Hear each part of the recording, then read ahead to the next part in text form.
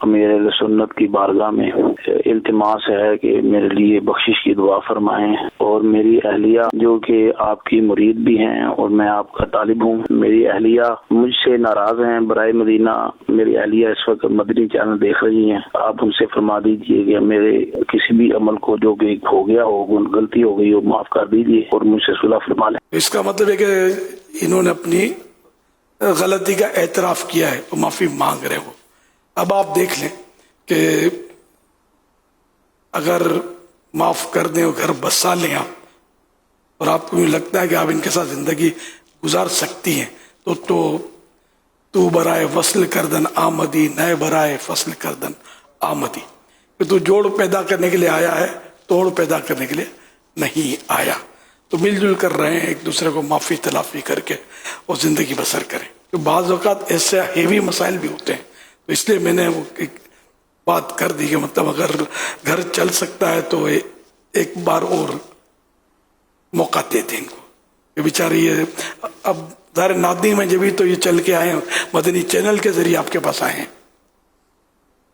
اللہ پاک آپ کا گھر آباد کرے، رحمت کی نظر فرمائے، آپس میں لڑائی جھگڑے کیے بغیر زندگی گزاریں۔ لڑنا ہے تو نفس کے ساتھ لڑیں، شیطان کے ساتھ لڑیں، اپنوں میں آپس میں لڑا لڑی اور بعض اوقات دوست ٹوکنگ کرتے ہیں، جھاڑتے ہیں، اور اس طرح مسائل خراب ہو جاتے ہیں، کبھی مار داڑ کرتے ہیں۔ تو یہ نہیں ہونا چاہیے۔ مردوں کو چاہیے کہ یہ بھی شفقت سے کام کریں، عورت کو بھی چاہیے کہ وہ بھی اپنی زبان کو تھوڑا لگام دے کر قابو میں رکھے۔ دونوں طرف سے بعض اوقات ہوتی ہے۔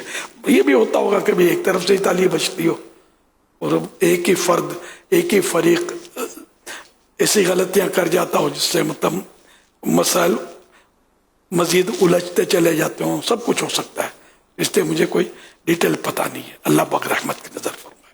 ایک اچھی خبر ہے، آپ کو یاد ہوگا کہ 1 یا 2 راتوں پہلے، یہ رات میں ہوا تھا مدنی مذاکرے میں، آپ کو ایک پیغام آیا تھا کہ میری جو بیوی ہے وہ ٹوٹ کر چلی گئی ہے اور مدنی مذاکرہ دیکھ رہی ہے، اور آپ نے ماشاءاللہ لائیو کچھ نہ کچھ ارشاد فرمایا تھا، سمجھایا تھا کہ گھر بنا کر رکھے۔